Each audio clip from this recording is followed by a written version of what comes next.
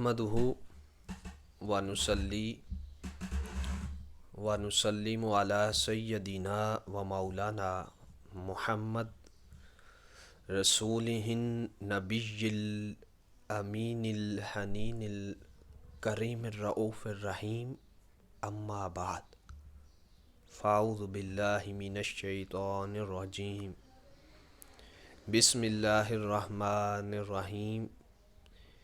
نہایت ہی واجب الاحترام معزز و محتشم حاضرین و سامعین، اللہ رب العزت کا کروڑہ فضل اور اس کا احسان عظیم کہ اس نے ہم سب کو اپنے حبیب مکرم تاجدار ارب و عجم شفیع معظم صلی اللہ علیہ وسلم کی امت میں پیدا کیا۔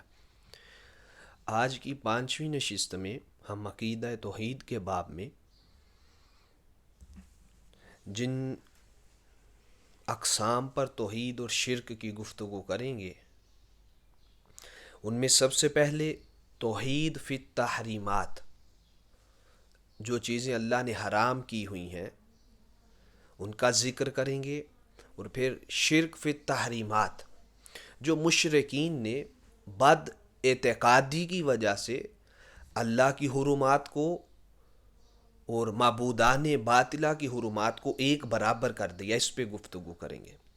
پھر اس کے بعد دوسرے مرحلے میں ہم توحید فی النذور، نذر ماننا، منت مانگنا، نذر و نیاز کرنا یہ اللہ کا حق ہے، اور مجاز میں ہم حضور غوث اعظم شیخ عبد القادر جیلانی رضی اللہ تعالیٰ عنہ کی طرف نسبت کر دیں تو شرک واقع نہیں ہوتا۔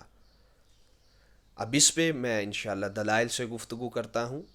تو شرک فی النذور کیسے واقع ہوتا ہے، وہ مشرکین کا جو بد اعتقادی تھی اس کو قرآن سے واضح کریں گے، اور پھر اس کا آخر پہ کنکلوژن اور حل پیش کریں گے کہ مشرکین کا عقیدہ کیا مسلمانوں کا ویسا عقیدہ ہے معاذ اللہ۔ اس کے بعد پھر ہم توحید فی الحلف، قسم اٹھانا اللہ کے لیے یہ بس اللہ کا حق ہے، اس کے علاوہ لات، منات، عزا، حبل کی قسم کھانا یہ مشرکین کا عقیدہ تھا، اس لیے وہ شرک فی الحلف کے عقیدے کے دوچار ہوئے اور مرتکب ہوئے شرک فی الحلف کے، کہ معبودان باطلہ کی قسم کھاتے تھے۔ تو آقا صلی اللہ علیہ وسلم نے قطعاً منع فرما دیا کہ قسم کھانا یہ اللہ کا حق ہے، اللہ کے لیے قسم کھاؤ، اس کے علاوہ کسی کے لیے قسم جائز نہیں۔ اب ان 3 چیزوں پر آج کی نشست میں ہم تفصیل سے گفتگو کریں گے۔ توحید فی التحریم کیا ہے کہ اللہ تبارک و تعالی نے بعض مقامات کو حرمت والا بنایا، بعض مہینوں کو حرمت والا بنایا، قربانی کے جانوروں کو حرمت والا بنایا۔ اب یہ ہے توحید فی التحریم، یہ اللہ نے حرمت والے بنائے ہیں۔ اب اگر کوئی شخص اٹھ کے یہ کہہ دے کہ جیسے اللہ نے حرام کیا ہوا ہے، یا آقا صلی اللہ علیہ وسلم نے بعض چیزوں کو غیر منصوص تھیں، قرآنی آیات میں کوئی نص وارد نہیں ہوئی، آقا صلی اللہ علیہ وسلم نے بعض چیزوں کو حرام قرار دیا۔ اب اگر کوئی خدا اور رسول بن کر ان کے مقابلے میں آ کر کسی چیز کو حرام ڈکلیئر کرے اس امت محمدیہ میں، تب شرک فی التحریمات واقع ہوتا ہے۔ اب ہماری گفتگو بڑی آسان مراحل میں داخل ہونا شروع ہو چکی ہے۔ جو ترتیب سے ہماری گفتگو کو پیچھے سماعت کرتا آ رہا ہے، اب بریف نہیں کرنا پڑے گا، اب حقیقت اور مجاز کا لفظ بولوں گا، آپ کو گفتگو سمجھنا آسان ہوگی۔ تو اب اگر کوئی خدا بن کر، خدا جیسا خود کو بنا کر اگر وہ کسی شے کی حرمت کو منوانا چاہے، تب شرک فی تحریم واقع ہوتا ہے۔ اب میں قرآن سے چند چیزیں بطور نمونہ آپ کے سامنے پیش کرتا ہوں توحید فی التحریم اور شرک فی التحریم کے باب میں۔ قرآن کریم کی سورہ المائدہ 5ویں سورہ آیت کریمہ نمبر 97 اللہ پاک نے فرمایا جعل اللہ کعبۃ البیت الحرام قیاما للناس والشہر الحرام والہدی والقلائد ذالک لتعلموا ان اللہ یعلم ما فی السماوات وما فی الارض وان اللہ بکل شیء علیم۔ خالق کائنات نے فرمایا اور اللہ نے عزت و ادب والے گھر کعبہ کو لوگوں کے دینی و دنیاوی امور میں قیام امن کا باعث بنا دیا، اور حرمت والے مہینے کو اور کعبہ کی قربانی کو اور گلے میں علامتی پٹے والے جانوروں کو بھی جو حرم مکہ میں لائے گئے ہوں، سب کو اسی نسبت سے عزت و احترام عطا کر دیا گیا ہے۔ یہ اس لیے ہے کہ تاکہ تمہیں علم ہو جائے کہ جو کچھ آسمانوں میں ہے، جو کچھ زمین میں ہے، اللہ سب کچھ جاننے والا ہے، اور وہ خوب جاننے والا، خوب واقف ہے ہر شے سے۔ اب اس آیت کریمہ کے اندر خالق کائنات نے، اللہ سبحانہ و تعالی نے کعبۃ اللہ، شہر حرم پاک، اور اس کے بعد قربانی کے جانوروں کو ادب والا بنا دیا، حرمت والا بنا دیا، ان کا احترام کرنا ہم پر واجب ہو گیا۔ اب پٹے ڈال کر جن کو قرآن پاک میں کہا کہ کچھ جانوروں کے اندر علامتی پٹے ڈال دیے جاتے ہیں جو حرم کعبہ کی طرف روانہ کیے جاتے تھے، صحابہ اکرام رضوان اللہ علیہم اجمعین وہ نشان زدہ کر لیتے کہ یہ جانور، ان کو ہم خانہ کعبہ میں جا کر ذبح کریں گے، علامت لگا دیتے ہیں نشانی کے طور پر۔ اب ان کی حرمت کو قرآن نے بیان کیا۔ اب یہ حرمات ہیں جن کا ذکر قرآن کے اندر موجود ہے۔ پھر اسی طرح سورہ بقرہ میں چلے، اللہ پاک نے فرمایا ان الصفا والمروۃ من شعائر اللہ، بے شک صفا اور مروہ یہ اللہ کی شعائر میں سے ہیں، یہ شعائر اللہ میں سے، اللہ کی نشانیوں میں سے ہیں۔ اب صفا اور مروہ کی تعظیم کرنا، اس کو حرمت والا قرار دینا، یہ خالق کائنات کا خاصہ ہے۔ پھر اسی طرح سورۃ توبہ کے اندر خالق کائنات نے فرمایا ان عدت الشہور عند اللہ 12 شہرا فی کتاب اللہ یوم خلق السماوات والارض منہا اربعۃ حرم۔ اب یہ سورۃ توبہ کی آیت کریمہ نمبر 36 ہے۔ بے شک اللہ کے ہاں 12 مہینے ہیں گنتی کے، 14 نہیں، 15 نہیں، 17 نہیں، 12 مہینے ہیں گنتی کے۔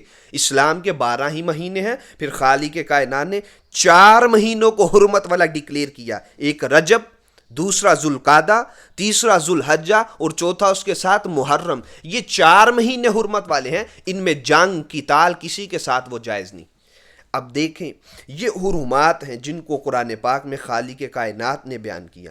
پھر اسی طرح خالق کائنات نے مزید حرمات کا قرآن کریم کے اندر ذکر کیا۔ اب دیکھیں اللہ پاک نے ان بیشتر آیات کا اگر ہم خلاصہ نکالیں تو 3 تحریمات گنوائی ہیں۔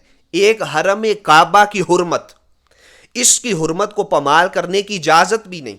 اب اس کی حرمت، اس کی تحریم، توحید فی تحریم کیا ہے کہ اس کی حرمت بجا لانا، اس کی عزت کرنا، اس کو وہ مقام، وہ وقار، وہ ویلیو دینا خالق کائنات کا خاصہ ہے کہ اللہ رب العزت نے حرم پاک کو، اس کی عزت کو، ویلیو کو خود بیان کیا۔ اب یہ خاصہ خدا بندی ہے، کوئی اور فرد حرم پاک کے اندر حرمت کا اضافہ نہیں کر سکتا۔ جتنی تعظیم اللہ نے بیان کی اتنی تعظیم ہوگی، اس سے بڑھ کے اس کی تعظیم کو کوئی بیان نہیں کر سکتا، کیونکہ یہ خاصہ خدا بندی ہے۔ پھر اس کے بعد دوسری حرمت 4 مقدس مہینوں کی حرمت۔ اب اگر کوئی 5 مہینوں کی حرمت کا قائل ہے تب بھی وہ شرک فی تحریمات کا مرتکب ہوگا، جبکہ کوئی مسلمان اس کا قائل نہیں۔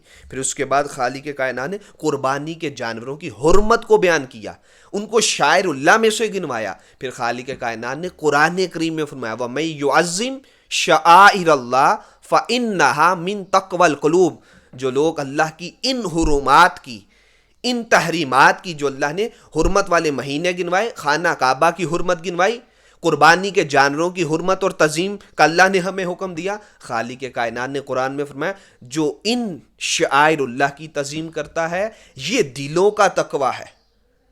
جو سچے مومن ہوتے ہیں اللہ کی تحریمات کی عزت بھی کرتے ہیں، حرمات الہیہ کی تعظیم بھی بجا لاتے ہیں۔ گویا تعظیم بجا لانا قربانی کے جانوروں کا، حرم پاک کا، 4 مہینوں کا، یہ توحید فی التحریم ہے۔ اب یہ ہے توحید فی التحریم۔ اب شرک فی التحریم کیسے واقع ہوتا؟ اب اس کے ساتھ ایک اور بات کا اضافہ بھی لے لے۔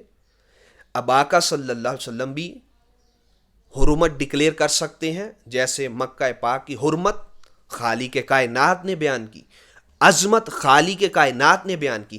آقا صلی اللہ علیہ وسلم نے فرمایا ان ابراہیم حرم مکہ ودعا لأہلہا، آقا صلی اللہ علیہ وسلم نے یہ حرم پاک اس کی حرمت کو اللہ نے بیان کیا، اور اسی طرح ابراہیم علیہ السلام نے اس کی حرمت کو بیان کیا۔ یہ ہے توحید فی تحریم کے باب میں انبیاء علیہ السلام کو بھی اتنا صاحب اختیار ماننا باذن اللہ کہ وہ اللہ کے عطا سے، اللہ کے اذن سے من جانب اللہ مکہ کو بھی حرام کر سکتے ہیں۔ پھر آقا نے یہاں پہ پیچھے باب باندھا کہ ابراہیم علیہ السلام میرے جد امجد نے اس حرم پاک خانہ کعبہ کی حرمت بیان کی۔ پھر آقا فرماتے ہیں اس کو ابراہیم علیہ السلام نے حرم بنایا۔ حرم مانا حرم یحرم تحریما، حرمت والا بنایا۔ کس نے؟ ابراہیم علیہ السلام نے۔ اب شرک تو واقع نہیں ہوا کیونکہ وہ اللہ کی جانب سے من جانب اللہ حرمت والا بنا رہے تھے۔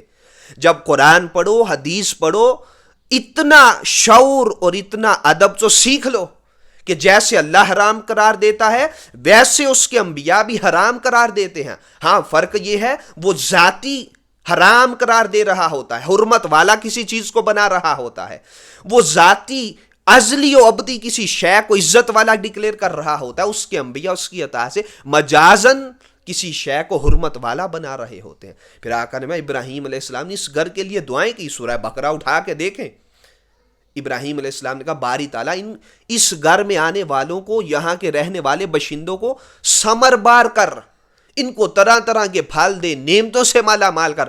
آقا فرماتے ہیں ودعا لأہلہا، ابراہیم علیہ السلام نے اس کے رہنے والوں کے لیے بھی دعا کی کہ باری تعالیٰ ان کو کبھی قحط سالی کا سامنا نہ کرنا پڑے۔ پھر آقا فرماتے ہیں وَإِنِّي، اور میں محمد مصطفیٰ صحابہ تمہارے آقا، حرمت المدینہ تھا کما حرم ابراہیم مکہ تھا، اے صحابہ جس طرح میرے جد امجد ابراہیم علیہ السلام نے کعبہ کی حرمت کو بیان کیا تھا، میں محمد مصطفیٰ رب کی عطا سے اس مدینہ پاک کو حرمت والا بنا دیتا ہوں، اس مدینہ پاک کو عزت والا، تکریم والا، ادب کے مقام پہ لے جاتا ہوں۔ تو گویا توحید فی تحریم کے باب میں یہ عقیدہ بھی درست ہونا چاہیے، ابراہیم بھی حرمت والا ڈکلیئر کر سکتے ہیں کعبہ کو، اور دعائیں دے کر ان کو ثمر بار کر سکتے ہیں، ان کو دعائیں دے کر رہنے والے باشندوں کو ایسا دعائیں دی کہ آج تک پوری دنیا میں قحط سالی ہو جائے، دعائیں ابراہیم کے تو خیر نہ مکہ میں کبھی قحط سالی آئے گی، نہ محمد مصطفیٰ کی دعا سے مدینہ پاک میں کبھی قحط سالی آئے گی۔ تو آقا نے میں بھی حرمت والا ڈکلیئر کرتا ہوں مدینہ پاک کو، تو گویا آقا بھی حرمت والا بنا رہے ہیں۔ اب یہ ہے توحید فی تحریم۔ ہمارا عقیدہ تو یہ ہے کہ اللہ بھی حرمت والا بناتا ہے بعض جگہوں کو، بعض علاقوں کو، بعض ہستیوں کو، بعض نشانیوں کو، بعض مہینوں کو۔ اسی طرح اس کے انبیاء علیہ السلام کو بھی اس نے یہ اپنی عطا سے فریضہ دیا ہوتا ہے، اور اتنا ان کو قدرت دی ہوتی ہے، طاقت دی ہوتی ہے کہ وہ اس کی عطا سے بعض جگہوں کو، بعض علاقوں کو حرمت والا بنا سکتے ہیں۔ اب سوال یہ ہے کہ شرک فی تحریم کب واقع ہوتا ہے؟ شرک فی تحریم تب واقع ہوتا ہے کہ جب ہم خدا جیسا تصور کریں، معاذ اللہ ابراہیم علیہ السلام کو خدا جیسا تصور کریں، اور کہیں جیسے خدا کسی شے کی حرمت بیان کرتا ہے یا ڈکلیئر کرتا ہے یا اناؤنس کرتا ہے ویسے ابراہیم کر رہے ہیں، خدا سمجھ کر، بندہ خدا نہ سمجھے۔ اگر آقا کی ذات کو معاذ اللہ ایسا تصور کریں کہ آقا خدا کی طرح، خدا بنا لے ہم معاذ اللہ آقا کو، اور خدا جیسا درجہ دے کر، ازلی و ابدی والا درجہ دے کر، خالق حقیقی مان کر، اور تصرفات میں مالک کل مان کر، اور حقیقی مالک مان کر، حرمات کے اندر اگر ایسا درجہ دیں گے تب شرک فی تحریم واقع ہوگا، جبکہ ہمارا یہ عقیدہ نہیں۔ ہاں اب یہاں شرک فی تحریم واقع ہوتا ہے، قرآن سے وہ آیات پیش کرتا ہوں کہ وہ کب پیدا ہوتا ہے، شرک فی تحریم کب واقع ہوتا ہے کہ اللہ کا حق وہ غیر معبود کو دینا، اللہ کا درجہ غیر معبود کو دینا، اللہ جیسے حرام قرار دیتا ہے یا کسی شے کی حرمت کو بیان کرتا ہے، وہ معبودان باطلہ کو وہ درجہ دینا، وہ خاصہ خدا بندی اٹھا کر غیر کی جولی میں رکھنا، تب شرک فی تحریم واقع ہوتا ہے۔ اب لیں قرآن کی بیشتر نصوص اس باطل عقیدے کی بھی وضاحت فرما دیتی ہیں خود بخود۔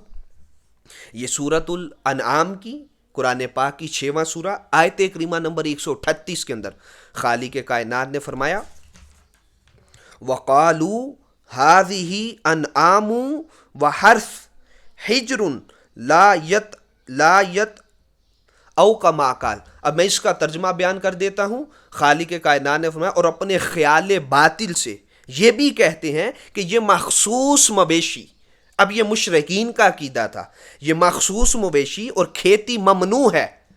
اب یہ حرمت بیان کر رہے ہیں مشرکین خود، اب اللہ نے یہ حرمت بیان نہیں کی، اب وہ یہ حرمت از خود بیان کر رہے ہیں اور کہتے ہیں یہ جو کھیتی ہے یہ مخصوص مویشی اور کھیتی منع ہے، اس سے کوئی کھا نہیں سکتا، اس کھیتی سے کوئی چیز اتار کر کھا نہیں سکتا، ہاں سوائے اس کے جسے ہم چاہیں. اور پھر فرماتے ہیں اور یہ کہ بعض چوپائے ایسے ہیں جن کی پینڈ پر سواری کرنا حرام ہے. اب یہاں پہ نہ کوئی قربانی کا جانور ہے، نہ جس کے پٹے میں گلا ڈال کر قربانی کے لیے حرم پاک کی طرف بھیج دیا جا رہا ہے. اب وہ نہ ہدی ہے نہ قلائد ہے، نہ وہ جانور ہے جس کو ذبح کیا جانا ہے، نہ جس کے پٹے میں گلا ہے. اب حرمت وہ ذہن میں رکھیں. اب یہاں مشرکین مکہ وہی حرمت عام مویشیوں کو دے رہے ہیں اور وہی درجہ دے رہے ہیں کہ جن کو قربانی کے جانوروں کو اللہ نے عزت والا، حرمت والا، تعظیم والا بنایا، وہ ویسی تعظیم بجا لا رہے ہیں جیسی اللہ نے قرآن پاک میں قربانی کے جانور اور جن کے گلوں میں پٹا ڈالا حرمت قائم کر رکھی تھی، وہ اسی طرح کی حرمت آج خود دے رہے ہیں. نہ وہ قربانی کے جانور ہیں نہ ان کے گلے میں پٹا ڈلا ہوا ہے، وہ اپنے معبودان باطلہ کو خوش کرنے کے لیے ایسے کام کرتے. پھر خالق کائنات کی طرز پہ جیسے خود قرآن نے اللہ کی حرمات کو بیان کیا، پھر آگے چل کے وہ کہتے ہیں اور بعض مویشی ایسے ہیں کہ جن پر ذبح کے وقت یہ لوگ اللہ کا نام نہیں لیتے.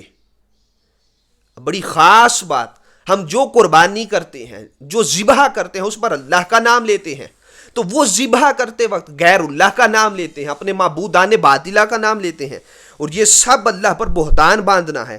ان قریب وہ انہیں ایسی بات کی سزا دے گا جو وہ بہتان باندھتے ہیں. اب دیکھیں کسی شے کی حلت اور حرمت، کسی شے کو حلال اور حرام کرنا، کسی شے کی حرمت کو بیان کرنا، یہ خاصہ خداوندی ہے. اب مشرکین خود اٹھ کر، خود ساختہ عقیدہ بنا کر، خدا جیسا تصور کر کے اپنے معبودان باطلہ کو اور جو حرمات اللہ نے بیان کر رکھی تھی وہ کوئی عام شخص اٹھ کے خدا بن کر ان حرمات کو بیان کرنا شروع کر دے، اس کو شرک فی تحریم کہتے ہیں. پھر وہ اپنے مویشیوں کو، پھر اپنے مشرکین اپنے بتوں کے نام پر قربانیاں کرتے، تواغیت کے نام پر، اپنے شیطانوں کے نام پر اللہ کا نام لینے کی بجائے اپنے معبودان باطلہ کا نام لے کر قربانی کرتے، تب شرک فی تحریم واقع ہوتا.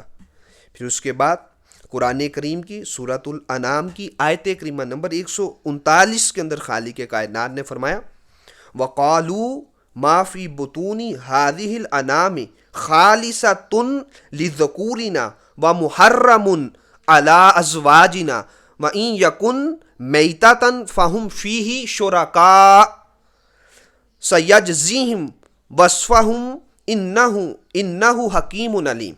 اور وہ لوگ مشرکین مکہ اور وہ یہ بھی کہتے ہیں کہ جو بچہ ان چوپایوں کے پیٹ میں ہے وہ ہمارے مردوں کے لیے مخصوص ہے. پھر ساتھ ہی فرماتے ہیں اور ہماری عورتوں پر حرام کر دیا گیا ہے. اب یہ حرمت بیان کرنا، کسی چیز کا حلال اور حرام ہونا، یہ اللہ کا خاصہ ہے.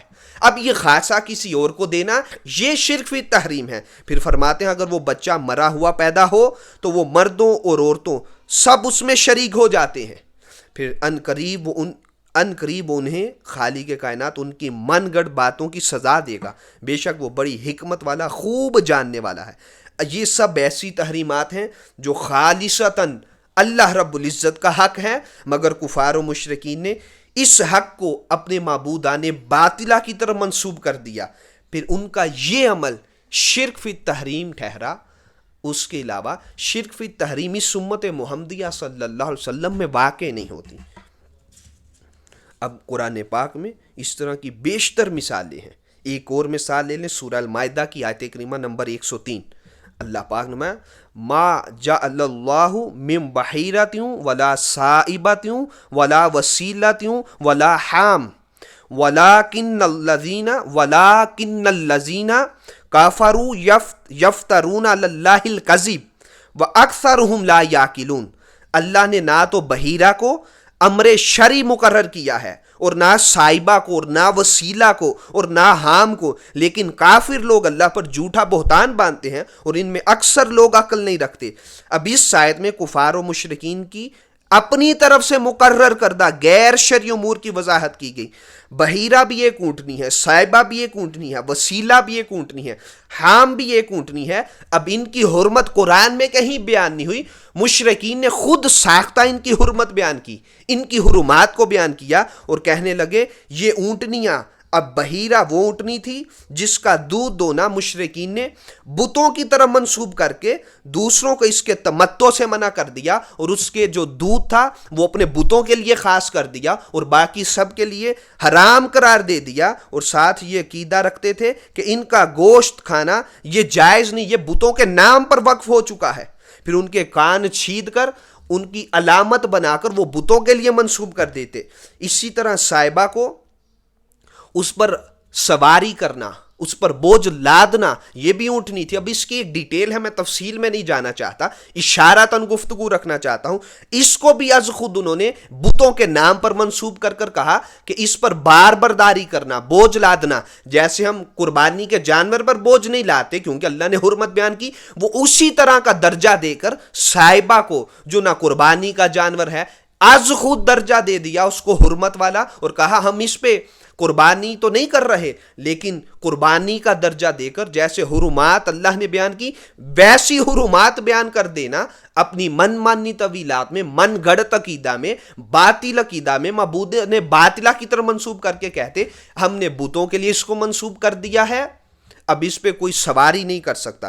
پھر اس کے بعد وسیلہ کی یہی حالت تھی، پھر حام اونٹنی کی بھی یہی حالت تھی۔ ان چار اونٹنیوں کو وہ معبودان باطلہ کی طرف منسوب کر کے ان کے ساتھ خاص کر کے شرک فی تحریم کے مرتکب ہوئے۔ اب بتائیں اس امت محمدیہ کے اندر کوئی شرک فی تحریم کا مرتکب نہیں، کوئی ایسا بد عقیدہ نہیں رکھتا، وہ ساری حرمات، وہ حج بیت اللہ کی حرمت، مدینہ پاک کی حرمت، 12 مہینوں میں 4 مہینوں کی حرمت، یہ ساری حرمات، اسی طرح قربانی کے جانوروں کی حرمت، جن کے گلوں میں پٹا ڈال دیا جائے، علامتی جانوروں کی حرمت، ہم وہ اللہ کی حرمت سمجھتے ہیں، اللہ نے حرام کیا ہوا ہے۔ کوئی شخص اس امت میں ایسا نہیں جو معاذ اللہ مشرکین جیسا یہ عقیدہ رکھتا ہو۔ تو یہ شرک فی تحریم اور توحید فی تحریم کے باب میں نے گفتگو کی۔ اب اس سے آگے اگلا سٹیپ جو آج کی نشست میں ہم رکھیں گے وہ توحید فی نذور، نظر و نیاز کرنا یہ اللہ کا خاصہ ہے، اللہ کی طرف منت مانگنا یہ اللہ کا خاصہ ہے، صدقہ کی نیت کرنا یہ توحید فی نذور ہے، زکوٰۃ خیرات اللہ کے لیے نکالنا، ہر نیک کام کی نظر اللہ کی طرف کرنا، نسبت اللہ کی طرف کرنا۔ اگر کوئی قربانی کر رہا ہے، اگر داتا صاحب کے دربار پر جا کر عثمان بن علی حجویری رحمۃ اللہ تعالیٰ لے کے مزار شریف کے پاس جا کر کوئی لنگر کی نیت کرے، نظر کی نیت کرے، تو اس میں شرعی عقیدہ یہ ہے کہ نظر و نیاز اس کی جو ساری عبادت کا ثواب ہوتا ہے وہ ہم اللہ کی طرف لے کر جا رہے ہوتے ہیں، اللہ کے لیے نظر مان رہے ہوتے ہیں۔ مجاز میں نسبت داتا علی حجویری کی طرف کرتے ہیں، مجاز میں نسبت صالح صواب والدین کی طرف نسبت کرتے ہیں، لیکن اس میں حقیقی جو عبادت کا عنصر ہوتا ہے، ثواب لینے کی جو نیت ہوتی ہے، وہ ہم نہ داتا صاحب سے لیتے ہیں، نہ پیرنٹس والدین سے لیتے ہیں، نہ کسی شیخ سے لیتے ہیں، نہ کسی بزرگ سے لیتے ہیں۔ اس میں جو نظر کا اصل عقیدہ ہے اہل سنہ والجماعت کا 1400 سال سے، وہ اللہ کی طرف ہی نظر ہوتی ہے۔ حقیقت میں نظر و نیاز وہ اللہ کا خاصہ ہے، مجاز میں اس کے بندوں کی طرف بس نسبت ہو جاتی ہے۔ بس یہ فرق ہے توحید فی نذور کا اور شرک فی نذور کا۔ اب میں اس میں مثالیں دے کر آپ کو احادیث سے مثالیں اور اگزامپل دیتا ہوں۔ آقا نے مجازن نسبت کی اعمال کی، اعمال صالحہ کی، حسنین کریمین علیہ السلام کے منت کے روزوں کی بظاہر نسبت کی حسنین کریمین کی طرف، لیکن اصل میں نظر کا جو عقیدہ ہے وہ خالق کائنات کی طرف ہوتا ہے۔ اب دیکھیں، اب اس میں بڑی خاص توجہ، توحید فی نذور کیا ہے؟ یہ عبادت ہے، صدقہ و خیرات کرنا یہ عبادت ہے، عبادت خاصہ خداوندی ہے۔ مجاز میں کسی غیر کی طرف نسبت کرنا یہ عبادت نہیں. جب یہ عبادت نہیں ہے تو پھر یہ شرک بھی نہیں ہے. اب اس کی اگزامپل لیں. کوئی عمل صالح بطور نظر ماننا کیا یہ جائز ہے؟ ایک سوال ہے. ہاں بالکل جائز ہے. آقا صلی اللہ علیہ وسلم کے پاس حسنین کریمین علیہ السلام کی علالت کے باعث مولا کائنات علی المرتضیٰ حضرت فاطمہ الزہرا سلام اللہ علیہا کہا یا رسول اللہ صلی اللہ علیہ وسلم، اے ابا جان، حسنین کریمین علیہ السلام بیمار ہو چکے ہیں. تو آقا صلی اللہ علیہ وسلم نے فرمایا میری بیٹی، کیا تو نے بطور نذر روزے رکھے ہیں حسنین کریمین کے لیے؟ کیا نذر مانی ہے روزوں کی حسنین کریمین کے لیے؟ اب دیکھیں کیا آقا صلی اللہ علیہ وسلم کو معلوم نہیں، معاذ اللہ استغفر اللہ، کہ نذر اللہ کے لیے ہوتی ہے. مجاز میں نسبت حسنین کریمین کی طرف ہے، حقیقت میں ثواب لینے کی نیت وہ اللہ رب العزت کی طرف ہے. اب دیکھیں آقا صلی اللہ علیہ وسلم نے فرمایا ہاں ان کے لیے روزے رکھو اور حق داروں کو کھانا کھلاؤ. اب دیکھیں یہاں پہ نیت، عقیدہ یہ ہے کہ ثواب اللہ دے گا کھانا کھلانے کا. نظر کی مجازن نسبت حسنین کریمین کی طرف کر دی علیہ السلام. تو نظر مانی، روزے رکھے، کھانا کھلایا، چند دنوں میں حسنین کریمین علیہ السلام شفا یاب ہو گئے. تو آقا صلی اللہ علیہ وسلم نے نظر اللہ کے لیے ہے، مجاز میں نسبت وہ حسنین کریمین کے لیے ہے. ہم نے کھانا کھلا دیا، اے فاطمہ تم نے یہ نظر مان کے کھانا محتاجوں کو، غریبوں کو، مسکینوں کو کھلا دیا، اللہ پاک کے ہاں یہ مقبول ہوا، اللہ نے ثواب بھی دیا، بدلے میں حسنین کریمین علیہ السلام کو اس بیماری سے نجات بھی عطا کی. تو نظر و نیاز میں بار بار ریپیٹ کر رہا ہوں وہ اللہ کے لیے ہوتی ہے، حقیقت میں اللہ کے لیے ہے، مجاز میں اس کی نسبت بندوں کی طرف ہے. پھر اسی طرح حدیث پاک کے اندر بیشتر ایسی مثالیں آپ کو ملیں گی. آقا صلی اللہ علیہ وسلم کے پاس حضرت سعد رضی اللہ تعالیٰ عنہ آئے تو کہا یا رسول اللہ صلی اللہ علیہ وسلم میری ماں وصال فرما گئی ہے، کیا میں اپنی ماں کے لیے کوئی صدقہ کروں تو اس کو ثواب ہوگا؟ تو آقا صلی اللہ علیہ وسلم میں ہاں سعد کیوں نہیں. ان سعد ابن عبادہ رضی اللہ تعالیٰ عنہ انہ قال یا رسول اللہ ان ام سعد ماتت فای الصدقات افضل.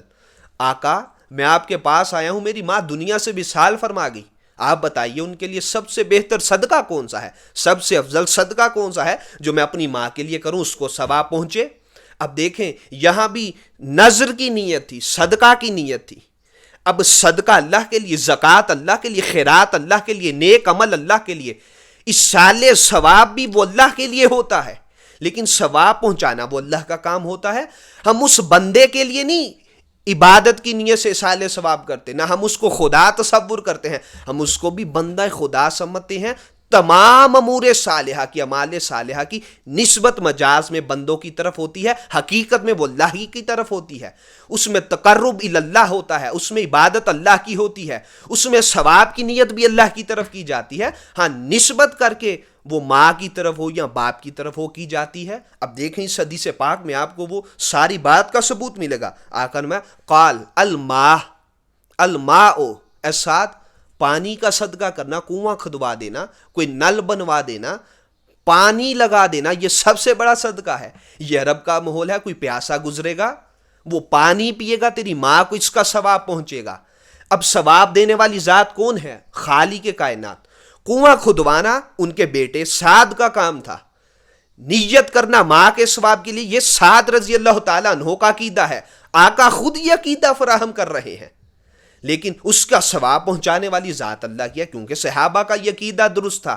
یہ بدمزگی عقیدے کے باب میں بعد میں پھیلی جو ہمیں واضح کرنا پڑی کہ توحید فی النذور کیا ہے اور شرک فی النذور کیا ہے. صحابہ کے ہاں یہ چونچلے نہیں تھے، ان کے عقائد مضبوط تھے. جب یہ بد عقیدگی امت کے اندر پھیلی، پھر ائمہ علم الکلام نے اس پر بحث کی، اس پر کلام کیا اور اس کو ڈیفرینشیٹ کر کے واضح کر دیا ہر شے کو.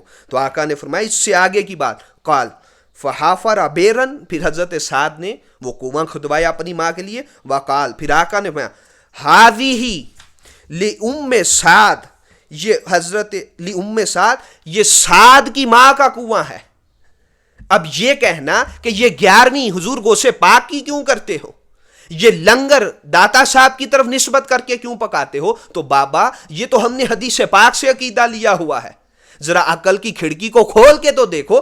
آقا نے فرمایا جب حضرت سعد نے کنواں کھندوا دیا، آقا خود بنفس نفیس اس کنویں پر کھڑے ہو کر کہتے ہیں حاذی لی ام سعد، یہ کنواں سعد کی ماں کا ہے۔ تو یہ نسبت تو آقا خود مجازن کر رہے ہیں کہ یہ سعد کی ماں کا کنواں ہے۔ تو گویا آقا صلی اللہ علیہ وسلم نے حدیث پاک میں یہ عقیدہ فراہم کیا، چاہے جتنے نیک کام ہو، جتنے نیک امور ہو، لنگر کھلانا ہو، وہ چاہے کسی کی طرف سال ثواب کی نیت کرنا ہو، 11ویں کی نسبت کرنی ہو، وہ تمام ذوات مقدسات کی طرف نسبت کرنا، یہ ام سعد کی ماں کے الفاظ نے بتا دیا کہ نسبت کنویں کی آقا نے کر دی۔ ثواب پہنچانا آقا کا کام نہیں، وہ اللہ کا کام تھا۔ حضرت سعد نے عمل کر دیا، ثواب خالق کائنات نے ان کی ماں کو قبر میں پہنچا دیا۔ تو یہاں پہ توحید فی النذور کے باب میں اور شرک فی النذور کے باب میں ایصال ثواب کے عقیدے کی بھی وضاحت ہو گئی کہ ایصال ثواب کیا مردوں کو ثواب پہنچتا ہے؟ ثواب پہنچ رہا ہے تو صحابی آقا سے پوچھ رہے ہیں کہ آقا میری ماں کو کس چیز کا ثواب پہنچے گا؟ تو حضور نے فرمایا سعد پانی کا کنواں لگا دے، تیری ماں کو اس کا ثواب پہنچے گا۔ تو غیر کا عمل حضرت سعد کر رہے ہیں، یہ غیر ہے ماں کے لیے، ثواب ان کی ماں کو پہنچ رہا ہے۔ عقیدہ جب یہ ہو کہ میں یہ صدقہ، یہ نذر، یہ نیاز اللہ کے لیے کر رہا ہوں، مجاز میں اپنی ماں کے لیے کھدوا رہا ہوں، تو اس میں کبھی بھی اس عقیدہ توحید فی النذور کے باب میں شرک فی النذور واقع نہیں ہوتا۔ اب میں آپ کو بتلاتا ہوں کہ شرک فی النذور کب واقع ہوتا ہے۔ اب آئیں وہ بھی مشرکین کا عقیدہ قرآن سے لے لیں کہ ان کا شرک فی النذور کیا تھا۔ سورۃ الانعام آیت کریمہ نمبر 136 اللہ پاک نے فرمایا، اس کا ترجمہ پیش کروں گا، وقت کے دامن میں اتنی گنجائش نہیں ہوتی کہ ہم ایک ایک آیت پڑھیں، حوالہ میں دے دیتا ہوں آیت کا، جو صاحب ذوق ہو وہ خود قرآن کھول کے دیکھیں۔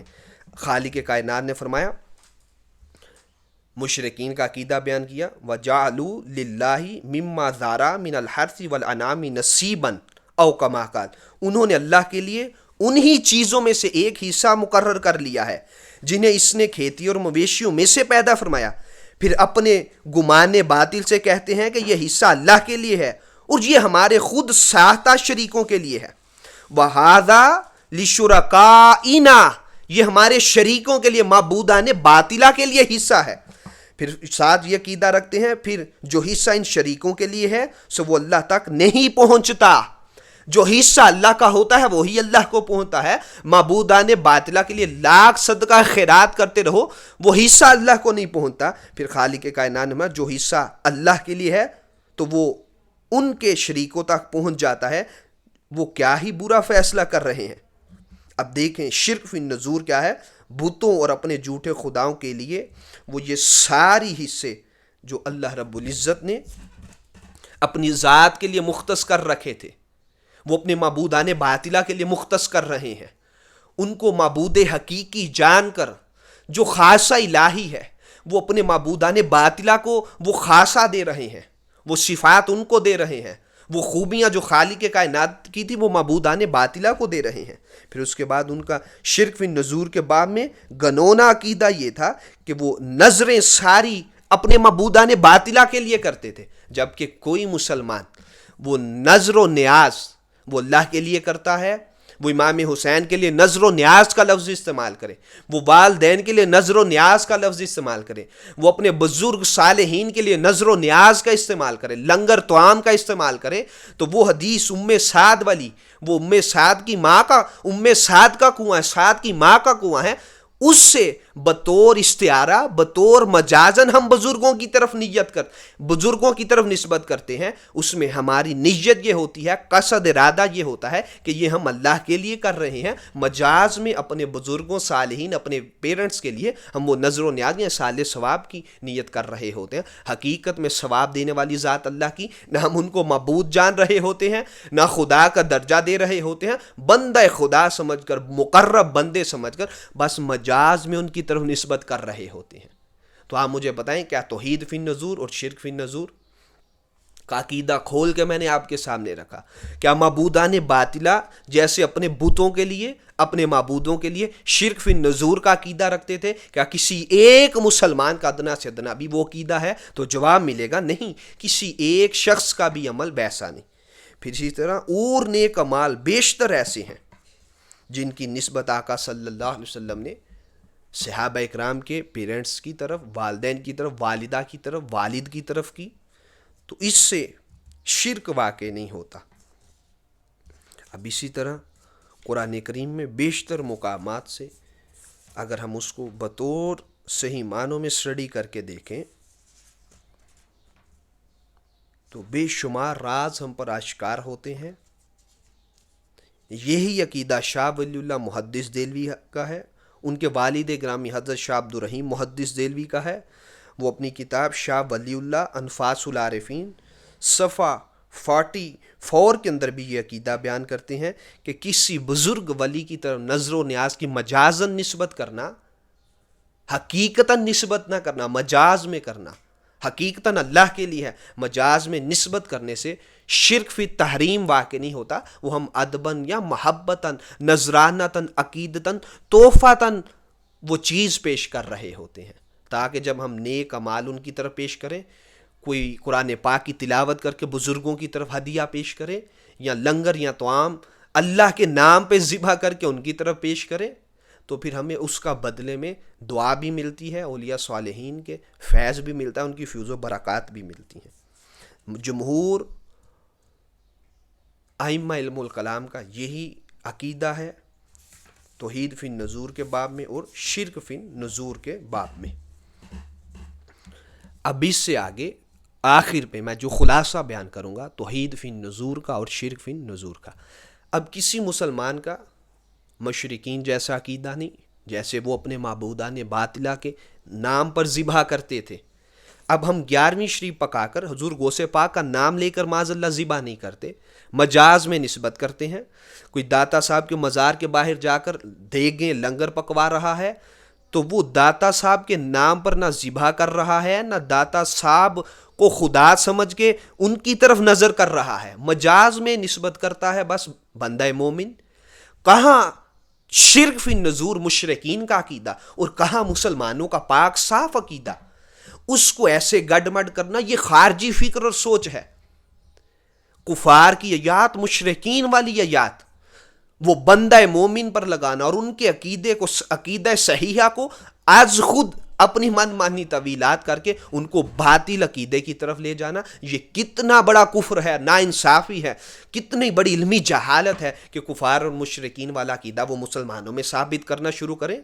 آپ ذرا سوچیں، خود اس کا کمپیریٹیو اسٹڈی کر کے دیکھ لیں، کیا مسلمانوں کا یہ عقیدہ ہے کہ وہ معاذ اللہ حضور غوث پاک کی نام پر قربانیاں کرتے پھرتے ہیں اور شرک فی النذور کے مرتکب ہوتے ہیں؟ معاذ اللہ، استغفر اللہ، حاشا وکلا، یہ عقیدہ ہمارا تو نہیں ہے، نہ اسلاف میں کسی کا یہ عقیدہ رہا۔ بس یہ چند لوگوں کو اپنی من مانی طویلات کرنے میں یہ خبط لاحق ہوا، انہوں نے امت محمدیہ صلی اللہ علیہ وسلم کو مشرک بنانے میں کوئی کسر نہیں چھوڑی۔ اب اس سے آگے آج کی نشست میں توحید فی الحلف اور شرک فی الحلف کے باب میں گفتگو کرتے ہیں۔ اب یاد رکھ لیں، شرعی حلف سے مراد کیا ہے؟ وہ اللہ تعالیٰ کے نام پر قسم کھانا، اللہ کے لیے قسم کھانا۔ اور اگر کوئی قرآن کا حلف اٹھائے یا آقا صلی اللہ علیہ وسلم کا بھی حلف اٹھائے تو یہ حلف غیر نہیں، خدا سمجھ کے نہ حلف کھائے، بندہ خدا سمجھ کے حلف کھا سکتا ہے، معزز و محترم شخصیت سمجھ کر یا عزت والی کتاب، اللہ کی کتاب سمجھ کر حلف اٹھاتا ہے۔ جبکہ زمانہ جاہلیت میں کفار و مشرکین کا عقیدہ یہ تھا، وہ اکثر اپنے آباء و اجداد اور معبودان باطلہ لات، منات، عزا، حبل وغیرہ کی قسم خدا سمجھ کے، خدا تصور کر کے کھاتے تھے۔ آقا صلی اللہ علیہ وسلم نے جب اسلام اعلان نبوت کیا، اسلام کا بول بالا ہوا، دور جاہلیت کی تمام رسومات کی سخت مخالفت کی۔ آقا صلی اللہ علیہ وسلم میں حضرت عبداللہ بن عمر رضی اللہ تعالیٰ عنہما بیان کرتے ہیں، سمیت عمر رضی اللہ تعالیٰ عنہ یقول قال علی رسول اللہ صلی اللہ علیہ وسلم ان اللہ ینہاکم ان تحلفوا بآبائکم قال عمر فواللہ ما حلفت بها منذ سمعت النبی صلی اللہ علیہ وسلم ذکرا ولا آثرا۔ اس کو امام بخاری نے، امام مسلم نے، امام نسائی نے بیان کیا۔ حضرت عبداللہ بن عمر رضی اللہ تعالیٰ عنہ فرماتے ہیں، میں نے آقا صلی اللہ علیہ وسلم کہ زبان وحی سے خود سماعت یا خود سنا. آقا صلی اللہ علیہ وسلم نے مجھے فرمایا عبداللہ ابن عمر اللہ تعالیٰ نے تمہیں آباء و اجداد کی قسم اٹھانے سے منع فرما دیا. حضرت عمر کا بیان ہے پھر اللہ رب العزت آقا صلی اللہ علیہ وسلم نے فرمایا اللہ رب العزت کی قسم کھاؤ. آپ فرماتے ہیں کہ جب سے میں نے نبی اکرم صلی اللہ علیہ وسلم سے یہ حدیث پاک سنی ہے میں نے قصدن یا سہون کبھی جان بوجھ کر یا بھول کر بھی اپنے آباء و اجداد کی قسم نہیں کھائی. میں جب بھی حلف اٹھاتا قسم اٹھاتا وہ اللہ رب العزت کے نام کی اٹھاتا. پھر آقا صلی اللہ علیہ وسلم نے فرمایا دوسری حدیث پاک میں, اس کو امام مسلم اور امام ابن ماجہ نے بیان کیا, آقا فرمایا لا تحلفوا بالتواغی ولا بآبائکم, اے صحابہ نہ تو بتوں کی قسم کھانی ہے آج کے بعد اور نہ اپنے آباء و اجداد کی قسم کھانی ہے. وہ آباء و اجداد کو بھی خدا جیسا تصور کر کے قسم کھاتے تھے اور اپنے معبودان باطلہ کی قسم کھاتے تھے. یہ شرک فی الحلف واقع ہوتا ہے کہ اپنے معبودوں کو خدا سمجھ کے ان کی قسم کھانا. یہ حضرت ابو ہریرہ رضی اللہ تعالیٰ عنہ سے حدیث پاک ہے. حضور نبی اکرم صلی اللہ علیہ وسلم من حلف فقال فی حلفہ باللات والعزی فلیقل لا الہ الا اللہ, جس نے قسم کھائی اور اپنی قسم میں لات و منات و عزیٰ کہا اسے چاہیے کہ وہ لا الہ الا اللہ کہے. صحابہ اکرام کو آقا نے تنبیہ فرمائی جو ابھی نئے نئے مسلمان ہوئے ہیں, اگر کوئی قسم کھا رہا ہے لات منات عزیٰ حبل کی, آقا فرماتے اس نے شرک کیا, اس کو چاہیے لا الہ الا اللہ کہہ کے دوبارہ دائرہ اسلام میں داخل ہو. اب یہ شرک فی الحلف ہے. اب ہم مسلمان, کوئی ایک بھی مسلمان وہ اگر کسی نبی کی قسم کھائے, اپنی قرآن پاک کی اس مقدس کتاب کی قسم کھائے, خدا کی قسم کھائے, اس سے شرک فی الحلف واقع نہیں ہوتا. شرک فی الحلف تب واقع ہوتا اگر ہم خدا کے علاوہ آقا کی ذات کو خدا سمجھ کر قسم کھائیں, قرآن کو بھی خدا سمجھ کے قسم کھائیں, پھر جا کے شرک فی الحلف واقع ہوتا ہے. اب اس کی سپورٹ میں میں قرآن کریم کی چند آیات آپ کے سامنے رکھتا ہوں. قرآن اور تعظیمی قسمیں, یہ خالق کائنات نے خود قرآن کریم میں نور محمدی کی قسم فرمائی. قرآن اور تعظیمی قسمیں, والنجم اذا ہوا, اور قسم ہے روشن ستارے محمد مصطفیٰ کی جب وہ معراج کی شب چشم زدن میں شب معراج اوپر جا کر نیچے اترے. اب یہاں النجم سے مراد وہ حضور صلی اللہ علیہ وسلم کی نورانی ذات مراد ہے. اب اس سے امام جعفر الصادق نے بیان کیا, اس کو امام قرطبی نے بیان کیا, پھر اس کو علامہ لوسی نے بیان کیا, اس کو عبد الرحمن السلمی نے بیان کیا کہ یہاں النجم هو النبی صلی اللہ علیہ وسلم, کہ یہاں النجم سے مراد وہ ذات مصطفیٰ ہے. اب خالق کائنات خود مصطفیٰ کی قسم کھا رہا ہے, نور مصطفیٰ کی قسم کھا رہا ہے, مصطفیٰ کو کبھی تارا کہہ کے قسم کھا رہا ہے, مصطفیٰ کو کبھی چاند کہہ کے قسم کھا رہا. اب پھر حضور نبی مکرم صلی اللہ علیہ وسلم کے قلب اطہر کی خالق کائنات نے قسم فرمائی ان جعفر ابن محمد فی قولہ